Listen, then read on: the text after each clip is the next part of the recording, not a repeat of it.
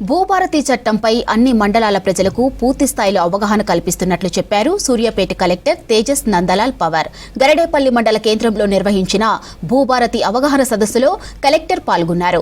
ధరణి భూభారతి చట్టం మధ్య చాలా తేడాలున్నాయన్న ఆయన కొత్త చట్టంలో నిర్ణయాలు తీసుకునే అధికారం తహసీల్దార్, ఆర్డీఓ, కలెక్టర్కి ఇచ్చారని చెప్పారు.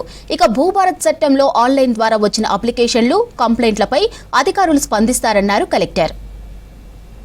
సూర్యాపేట జిల్లాలో గరిడపల్లి మండలంలో మండల స్థాయి భూభారతి చట్టం మీద అవగాహన సభలు ఏర్పాటు చేయడం జరిగింది.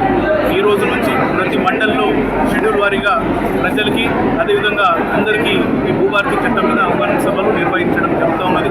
ఈరోజు మనం గరిడపల్లిలో ఇది నిర్వహించడం జరిగింది.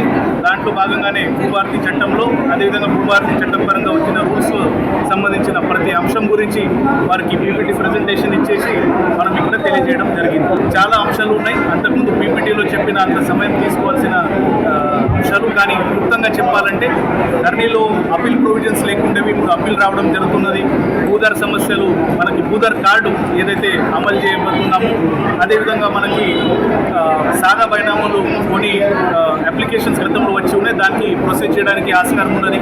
వివిధ స్థాయిలో డీసెంట్రలైజేషన్ ఆఫ్ పవర్స్ కింద తహసీల్దార్ స్థాయిలో కొన్ని అధికారాలు, అదేవిధంగా ఆర్డీఓ స్థాయిలో కొన్ని అధికారాలు, కలెక్టర్ స్థాయిలో కొన్ని అధికారాలు మనకి దీంట్లో రావడం జరిగింది. అదేవిధంగా అప్పీల్ ప్రొవిజన్స్ ప్రత్యేకంగా తహసీల్దార్ ఇచ్చిన తీర్పు మీద గతంలో అప్పీల్ ఇక్కడ డైరెక్ట్ సివిల్ కోర్టు ఉండేది. తహసీల్దార్ ఆర్ఓఆర్ చట్టం మీద ఏదైతే తీర్పు ఇచ్చిన తర్వాత భూభారతిలో వచ్చిన చట్టం ప్రకారం అప్పీల్ ఆర్డీఓ స్థాయిలో వచ్చిన తీర్పు ఉంటే దానికి కలెక్టర్ స్థాయిలో తీర్పు ఉంటే దాని మీద ట్రిబ్యునల్ స్థాయిలో కూడా మనకి ఈ అప్పీల్ ప్రొవిజన్ ప్రత్యేకంగా దీంట్లో